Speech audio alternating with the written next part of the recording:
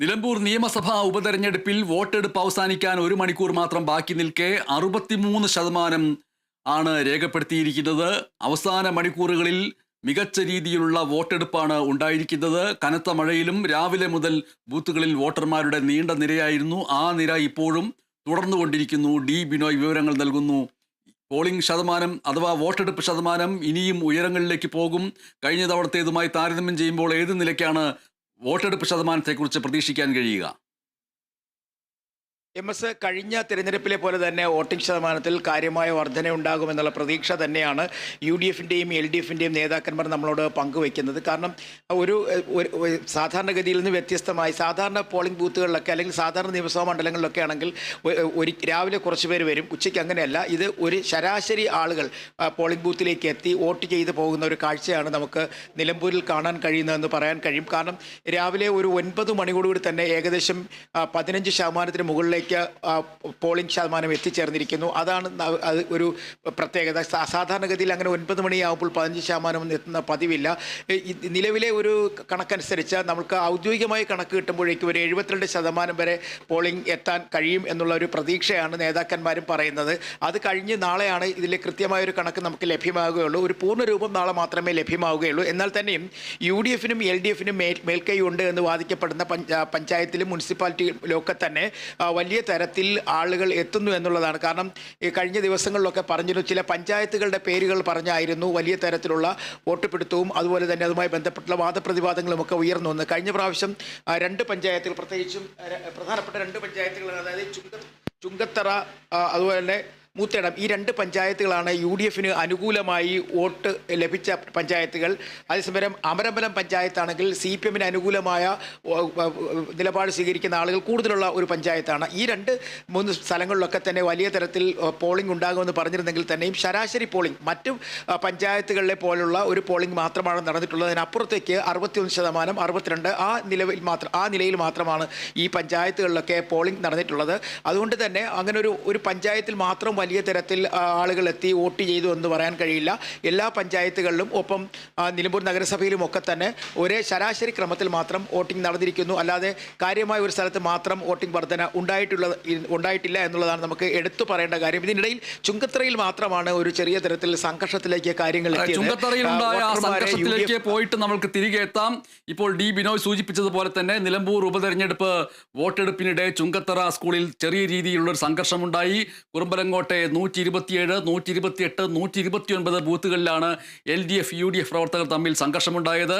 വോട്ടർമാരെ LDF സ്വാധീനിക്കാൻ ശ്രമിച്ചുവെന്ന് UDF പ്രവർത്തകർ ആരോപിച്ചു. ഇതേ തുടർന്ന് ഇരു മുന്നണികളുടെയും പ്രവർത്തകർ തമ്മിലടിച്ചു. സംഘർഷത്തിൽ തിരുനാവായ സ്വദേശികളായ 2 LDF പ്രവർത്തകർ കസ്റ്റഡിയിലായി. എന്നാൽ UDF പ്രവർത്തകർ പറയുന്നത് പോലെയുള്ള ഒരു സ്വാധീനവും തങ്ങൾ ചെലുത്തിയിട്ടില്ല എന്നും UDF പ്രവർത്തകർ പറയുന്നത് പച്ചക്കള്ളമാണ് എന്നും LDF പ്രവർത്തകർ പറഞ്ഞു.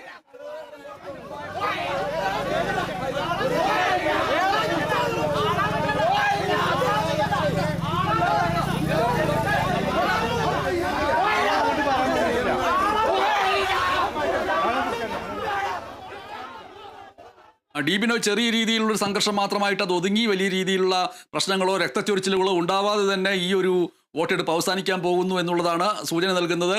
ആ സംഘർഷത്തെക്കുറിച്ച് പറഞ്ഞു വന്നപ്പോഴാണ് നമ്മൾ അതിൻ്റെ ദൃശ്യങ്ങളിലേക്ക് പോയത്. തുടരാം. ചുങ്കത്തറ പഞ്ചായത്തിനെ സംബന്ധിച്ചുള്ള നമുക്ക് പറയാനുള്ളത്, ചുങ്കത്തറയിൽ കഴിഞ്ഞ പ്രാവശ്യം UDF-ന് അല്പം മേൽക്കൈ കിട്ടിയ ഒരു പഞ്ചായത്താണ്. VV പ്രകാശിന് അനുകൂലമായി കുറച്ച് വോട്ടുകൾ കിട്ടിയ പഞ്ചായത്താണ്.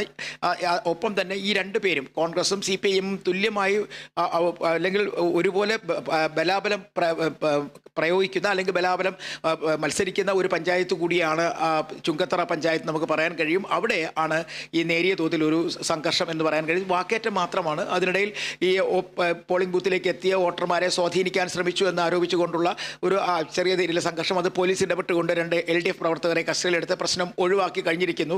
ഇപ്പോൾ നമുക്ക് കിട്ടുന്ന വിവരമനുസരിച്ച് ഒട്ടുമിക്ക ബൂത്തുകളിലും സ്ത്രീകളുടെ ഒരു വലിയ നിര ഉണ്ടായിരിക്കുന്നു.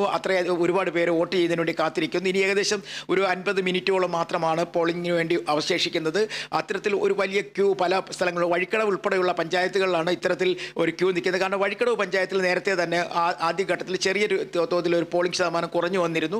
ഈ വഴിക്കടവ് പഞ്ചായത്തിൽ ഉൾപ്പെടെയാണ് ഇപ്പോൾ വലിയ തരത്തിൽ ഒരു ക്യൂ രൂപപ്പെട്ടിരിക്കുന്നത്. എന്തായാലും അവസാനം എത്തുന്ന ആളുകൾക്ക് വരെ വോട്ട് ചെയ്യാനുള്ള അവസരം ഒരുക്കുമെന്ന് നേരത്തെ തന്നെ ഇലക്ഷൻ കമ്മീഷൻ അറിയിച്ചിരുന്നു. അതുകൊണ്ട് തന്നെ ഇത്തരം വോട്ട് ചെയ്യുന്ന കാര്യത്തിൽ ആശങ്കയൊന്നും തന്നെ ഇല്ല.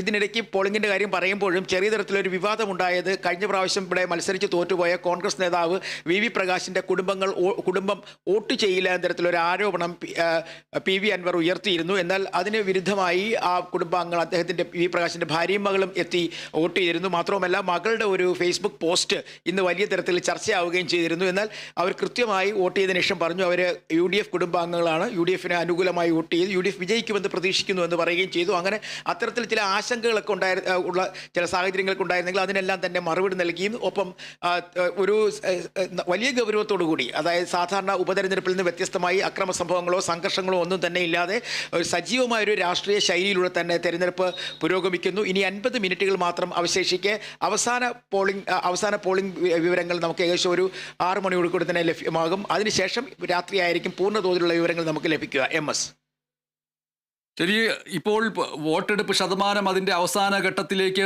വോട്ടെടുപ്പ് തുടർന്നുകൊണ്ടിരിക്കെ ഉയരുന്നു.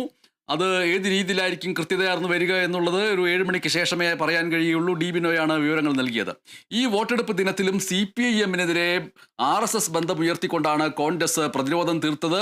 പ്രതിരോധം മാത്രമല്ല, അതൊരു ആക്രമണം എന്ന് തന്നെയും പറയാം. RSS-ഉമായിട്ട് CPIM ഒരു കൂട്ടുകെട്ടും ഉണ്ടാക്കിയിട്ടില്ല എന്ന LDF